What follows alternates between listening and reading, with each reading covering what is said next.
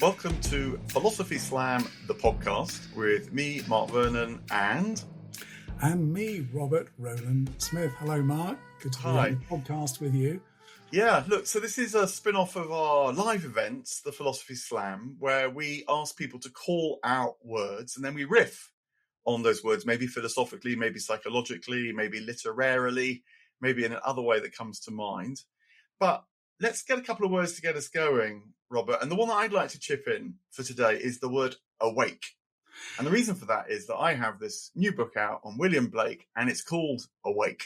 It's a big word for him, and I wondered where it might go if we put it into the Philosophy Slam podcast speculator, see where it ended up. That's good. I like calling it a speculator. It reminds me of like a jukebox or something you spin a casino wheel or something. Yeah, okay, we'll take the word awake. And I've got a copy of your book just near me here, so the word awake is keeping me awake at night because there it is on my bedside table. I'm going to throw in a much more ordinary word because I have been suffering with knee pain quite a lot recently.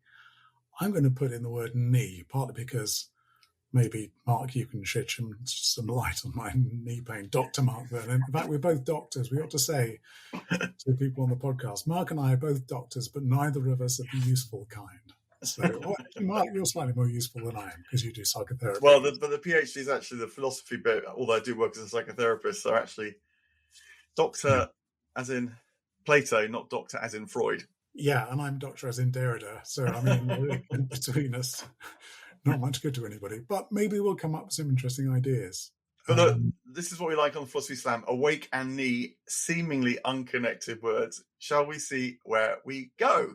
Let's see where we go. Okay, so, do you want to kick off with some awakeness or shall I kick off with some kneeness? I'll kick off with some awakeness, okay. Since I have been thinking a lot about Blake and awake. It's one of his favourite words. Awake, awake, O sleeper in the land of shadows is a typical Blakean kind of phrase.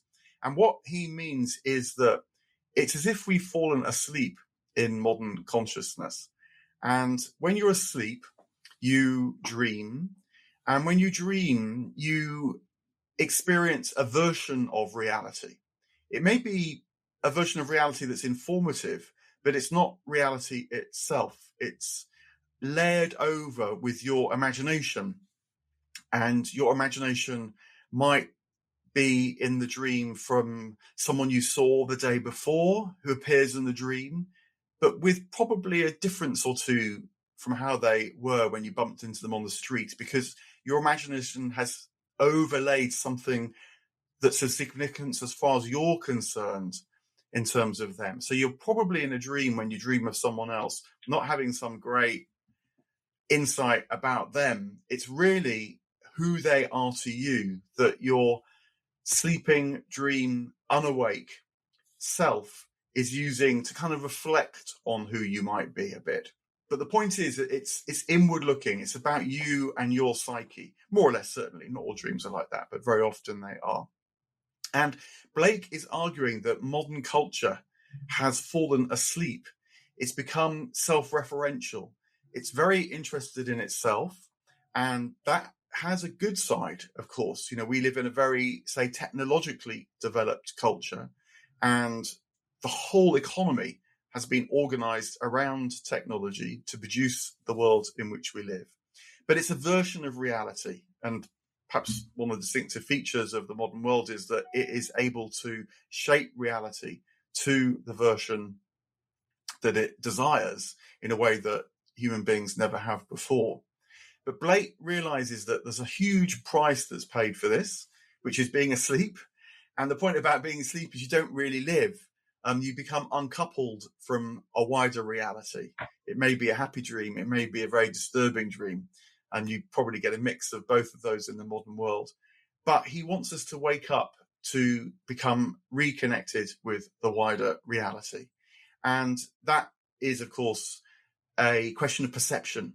And my book, William Blake, others, of course, it's quite a common theme, in fact, work hard to try and communicate, convey maybe poems, maybe images, a bit like an image in a dream that might wake you up. It might be shocking it might be enticing actually and lead you into a more lucid state of mind before finally waking you up. And I think that's one of the things that William Blake is onto when he cries, "Awake, O sleeper, in the land of Yes. shadows." Well, as you were thinking, I was wondering if the notion of becoming awake constitutes a bit of a trope in the best sense in the history of ideas, the idea of waking up to the truth. Because literally in Greek, the word for truth, you'll know this, Mark, is aletheia. And that relates to waking up. It's literally having the veil removed of lethe. Lethe is sleep, or lethargy, where we get the word lethargy from as well. So it's aletheia is waking up, taking the veil off and becoming aware or conscious. And from that almost physical notion of waking up is where the Greek language gets the notion of truth. So truth is that which wakes you up, that which you wake into, which is not a million miles really from what you're saying there. And about this, I can't remember exactly when Kant wrote the Critique of Pure Reason, but it was quite pretty contemporary with Blake. They overlapped a fair amount. No, they did. I mean, so one of Blake's retorts is directly against Kant when Kant wrote about the crooked timber quote of Kant about nothing straight came out of the crooked timber of humanity. Yes. And Blake says, no, the way of genius is the crooked way, because he's interested in not just what reason can see, but the twists and turns of life and where that might lead.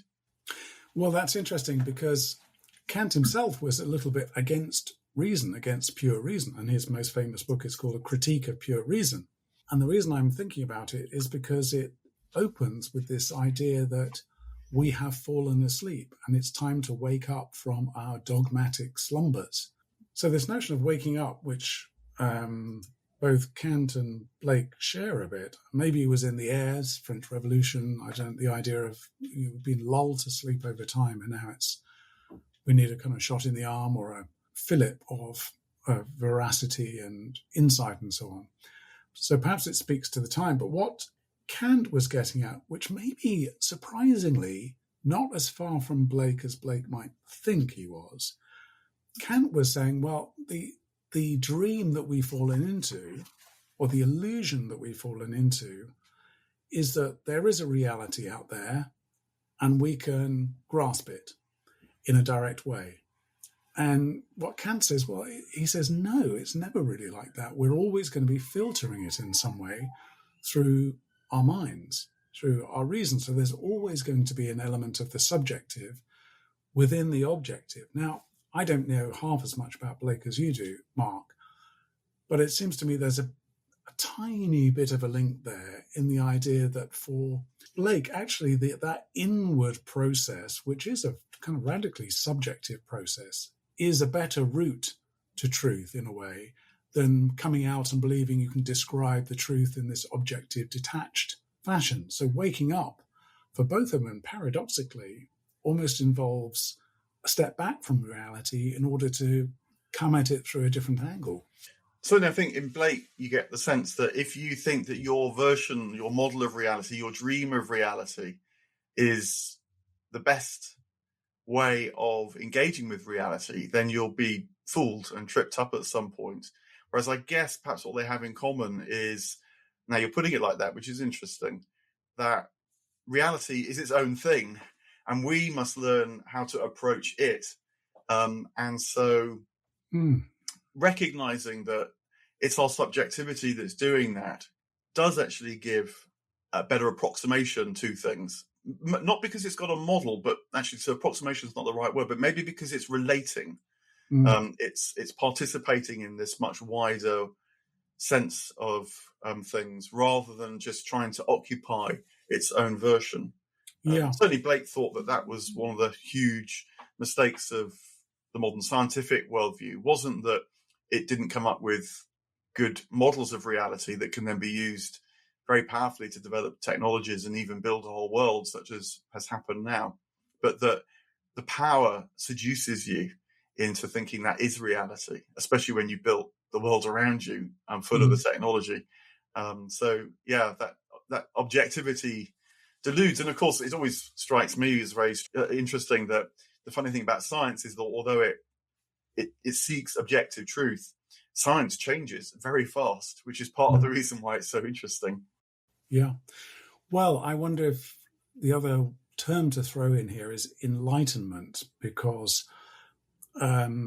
Blake and Kant are writing, I suppose, typically we describe it as towards the end of the Enlightenment, maybe early Romantic or something like that, on the cusp between these two periods. And I know these periodizations have an awful lot to critique about them, and that they're unhelpful too. But insofar as they're helpful, maybe there is something here. So in Kant's famous work, What is Enlightenment?, which is really a doctrine of waking up and not accepting the orthodox view of the world, he says what enlightenment is really about is daring to be wise. Sapere aude is how he opens it.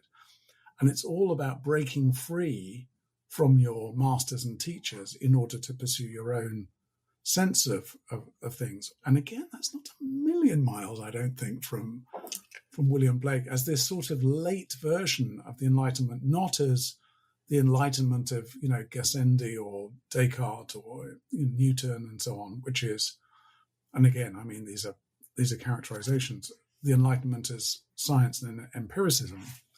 But this is a later version of what it is to be awake and holding prevailing orthodoxies at arm's length a little bit in order to find your own awakeness. So you have given me the link to knee in saying that.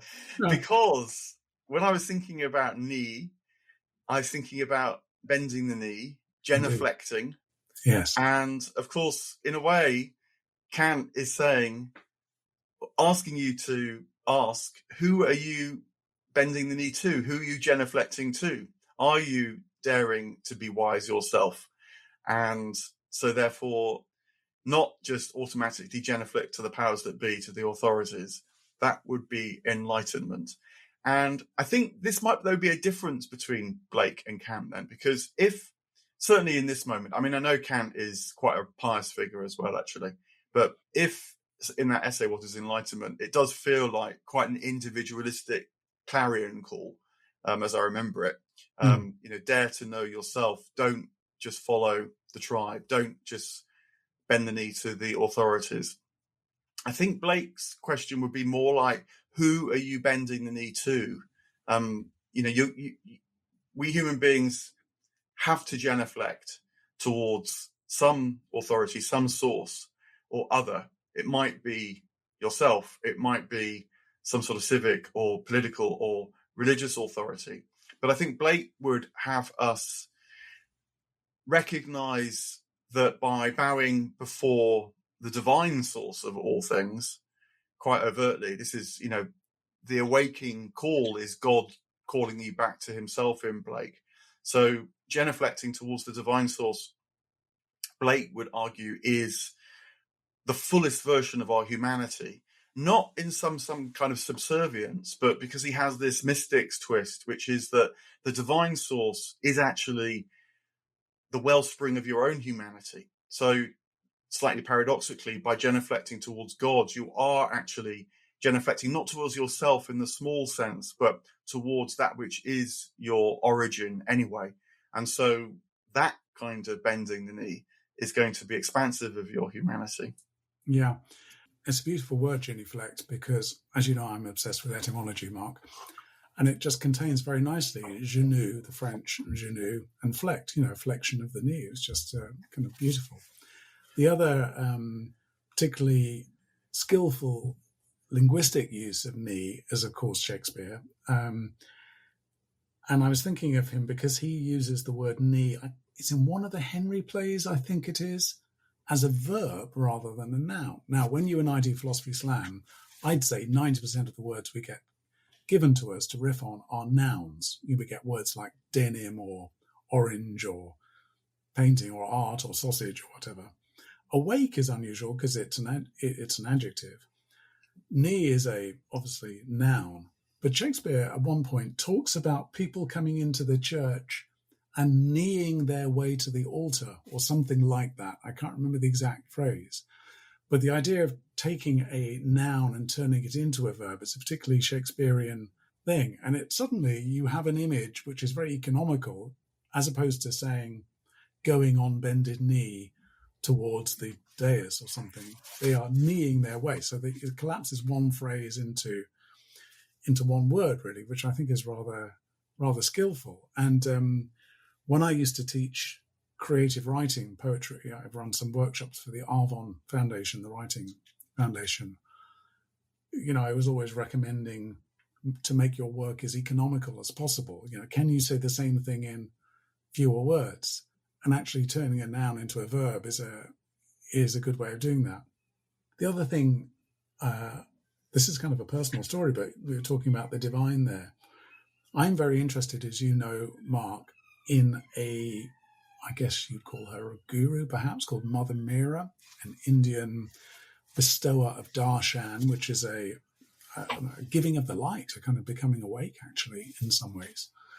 And if you go along to darshan by Mother Meera, you are obliged to approach the stage on your knees.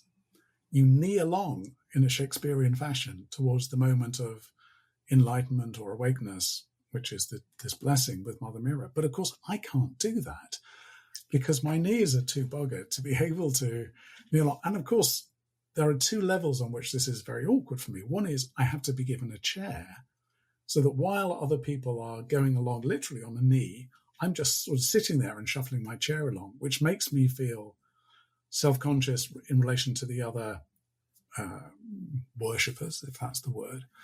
But also then I get up to the stage, Mother Meera's there, and I'm sitting on this chair and so is she. So I'm at the same level as this potentially divine figure. Whereas, as you're saying, I should really be on my knees. I bend my head. So I don't genuflect, but I capuflect.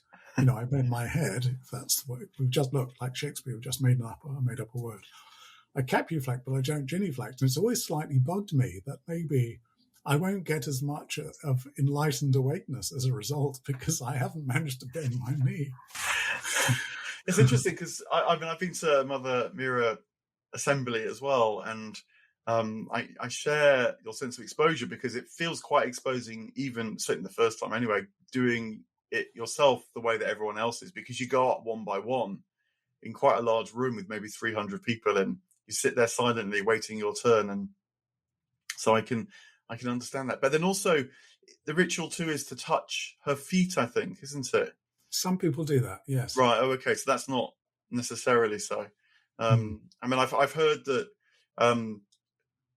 certainly in Indian physiology, the touching of the feet is, I don't know, it's a bit like the North Pole and South Pole of a magnet. So you touch with your hands the feet of the person that you're kind of connecting to in some sort of spiritual magnetism in order to receive the energy. It's one of the reasons why, you don't sit with your feet pointing towards the deity in a Hindu temple. I mean, it is sort of disrespectful, but there's a spiritual reading of that as well. So that I share your sense of how that might be, the shuffling on the chair. But I like capuflect. I'm sure capuflection is very esteemed in the halls of heaven. It is. And actually that reminds me of another process we're both interested in, which is this thing which has a slightly strange name, systemic constellations. But it's a process, it's a therapeutic process, really, in a group. And one of the gestures that seems to be very healing for people, although it sounds odd, is to bow to another person. And of course, many people, I'm sure, listening to this will be horrified by the idea of bowing to somebody else. It sounds horribly old-fashioned or demeaning or too hierarchical, and all of those things are probably true in some way. But the idea is that it is an embodiment of respect when you capuflect, when you bow your head. And that actually, when you then lift your head up again to look at the person you've bowed to, there is a sense in which you see them afresh. There is a kind of waking up into a new reality, because you've, in the process of bowing, experienced a moment of humbleness, if not humility. And that in turn sort of cleanses your eyes a bit. So you look up again now with a little bit less ego, and that enables you to see the other person. So, I mean, I don't want to stretch it too much, but it is a little bit like becoming awake to the other person in a way. Stretching it almost too much is another definition of the philosophy slam. But I tell you what, this was quite a new one for me, because I really didn't know what the link was between awake and neat until we got quite a few minutes in, and then it appeared. So maybe that's some sort of sign of the unity of all things as well. If you contemplate even disparate things enough, connection emerges. But look, Robert, thanks very much indeed. That was very enjoyable, and I've learned a new word, capuflection. Thank you very much, Mark. I bow to your wisdom.